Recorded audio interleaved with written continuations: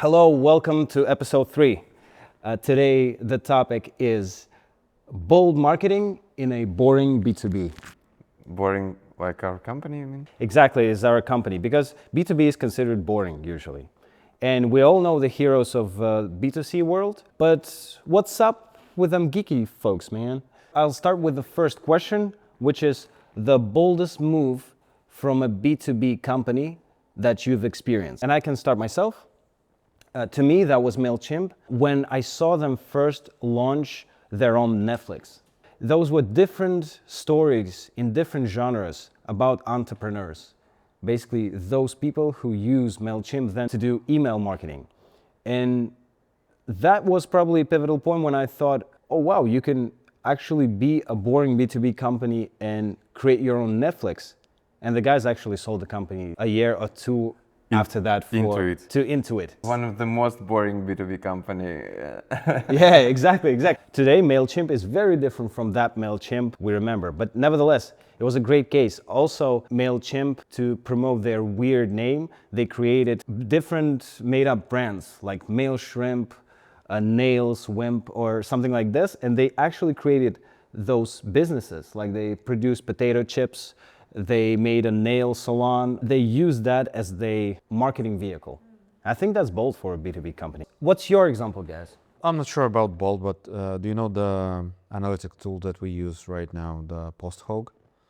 They have sort of playful, a little bit childish branding. They replaced the site with the sort of operation Desktop. system. We'll like show you that. you can navigate to, I don't know, pricing, and it's sort of an application there. Yeah, so it looks like a trash, some, I don't know, copy of something. Wow, this is So a great It's example. very nice. Yeah. The approach is different, especially in the market that is super boring, super technical, super geeky, and only for like a small group of people who understands. Exactly. That's actually a survival technique to me for a startup, yeah, especially. absolutely. How can you battle Mixpanel? You'll always be down on money. And I also like that it's a great example that creativity doesn't mean the hugest, craziest campaign ever. Because sometimes when you say a creative ad, people like think about some weird, silly TikTok videos or like, I don't know. Yeah, I agree. I think the definition of creativeness is different for everyone. So let's say to Mike, to me, to Vanya there. To your point, Sasha. Yeah.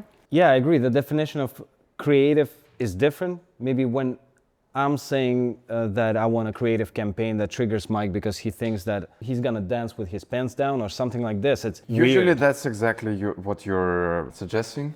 Usually, because I admit, to have a successful product, you don't need to be that personal. This is unnecessary, but they did that unnecessary extra step. I'm trusting them that their products will be also a step above. Guys from PostHog, get in touch. But seriously, kudos to you guys. Great branding. Back to Mike. What's your Yeah. example of a bold B2B marketing? Slack, they weren't the first chat product for businesses, but they were the first that created very comprehensive chat interface for teams, and they've provided it for free. The same thing happened with Notion, with Figma, and with many other successful B2B companies. I think that if you have a quite simple product, you have to provide it for free. I think that PostHawk, they have a free plan as well. Yeah, they have they have a free plan. And I think that's one of the reasons why they are popular. This is kind of B2C technique. Maybe it's not on the creative side, but it is definitely on a B2C side of the marketing. For me, it's very creative side because as an SMM, I check on them daily because they always send out on social medias. Yeah. How they promote their product. It's very different from what everyone else do. I agree with that because if you're creative in one thing, chances are that you're creative in all other things. They entered the marketing of corporate chats and made a creative approach to pricing. They're different. Yeah. So that's why it is considered creative to me. Iskander, and you are responsible for brand marketing within our company, right?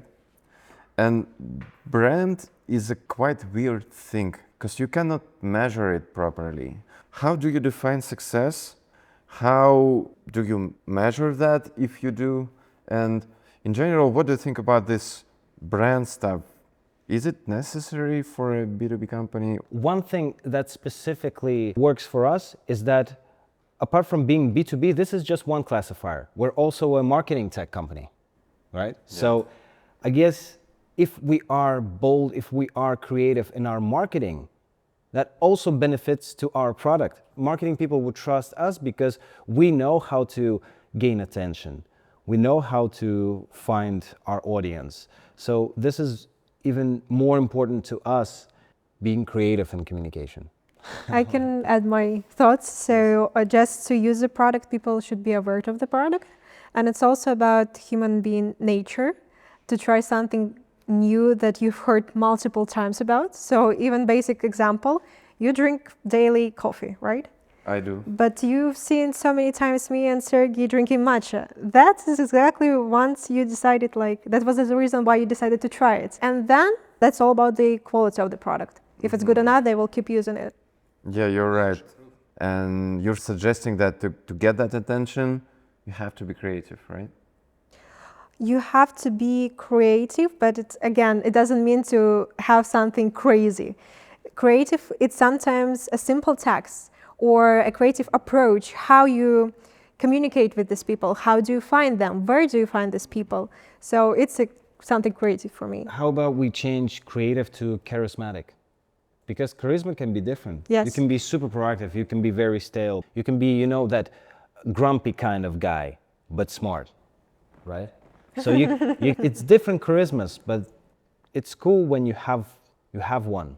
And maybe your charisma is actually in the fact that you're not creative and you're boring. Some of the huge IT giants, when you're at that scale, you don't want the guys show up in flip-flops on a meeting, you know?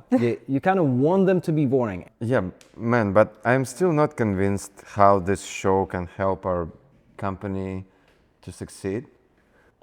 We have no explanation of that. Yeah. So moving on, our worst creative ideas. We have many. We have so many. Correction.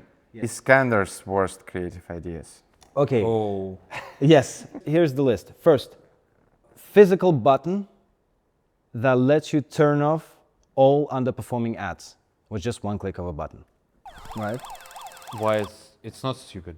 It's actually genius. What we Okay, yeah. You haven't see spent enough different time on. opinions. I love it. Yes. Maybe this button should scream also, stop all that. And then probably we'll make an app where you can change the voice. You can change the voice to Sasha's. Ladies and gentlemen, your ads are underperforming. Please hit the red button. Right? Let's score it then. 1, 2, 3. Absolutely. You don't want? He's just being a troll. I just honestly think this is a very stupid idea. Like nobody would use it. It's like your rabbit. Someone would buy it just for fun maybe, but it will be completely useless. I absolutely agree with you. If you think of this idea as a product that should sell and be a successful commercial story. But this is a brand story. It's just to attract attention. There are actually so many stores, like local stores even, where you can go and find so many weird gift stuffs that you will definitely never use. But sometimes people do it, like they gift it or they want to use it as a commercial. Yes. Stop all that. Moving on, second idea. You're gonna love this. Merch store. Our own merch store. Birch merch. And this is something that I've been talking about for years now, I think. Let's start with, I know. Then You can see by the face. Please. Yeah. I'm absolutely up to this idea. I'm ready. Because if you have a great merch, everyone is obsessed with merch nowadays. Yeah. So I'm sure people will. And again, use it. speaking of that, Love that's it. the physical things that you can share with Yes. people. Yeah. Mike, what do you think of the I think birch merch idea? we definitely need to start our own birch merch because we have a great merch. Even if we won't make any money from it, at least it will be a beautiful site with a beautiful things on it. We will make money from this, I'm sure. I agree. Well, hardcore Mike, what do you think? In general, this is not a bad idea. Actually, I've got so many requests to get our merch from random people of my network. But to make a successful e-commerce businesses, you have to be dedicated. You have to consider it as a real business. Your wealth and your life should depend on it to be successful. So that's why most of all of that Birch merch stores from Figma and other companies, they are not real businesses. You also have so much different like expectations from the merch. For me, especially, I always have something from our merch, like bag, a phone case, anything. And that's why I'm very passionate about my job. And anytime I meet new people, I share, like I work in merch, and I always show them the logo. That's how they remember. I agree it works, but maybe I admire our merch so much. I would like to have this e-commerce business as a real business, because I believe that with this kind of approach, we can achieve something significant instead of just having merch store like any other tech company. Let's do the vote. Birch merch. Okay. 3 We are likes super optimistic. and 1 minute. Idea number 3, cyber racing sponsorship. You don't agree with cyber racing? Yeah, that Sounds weird.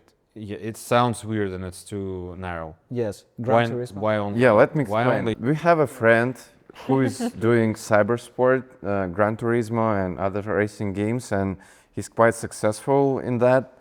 And Scanner, he had an idea to sponsor him. It's a cool thing to sponsor our friends and some initiatives that we like, but I'm not considering it as a part of our business. It is a very controversial idea. Of course, like all of these ideas are. How many performance marketers are watching cyber racing sports? You see, you're trying to measure this thing. All right, I spent 20 euros on a t-shirt. How many leads do I get from that t-shirt?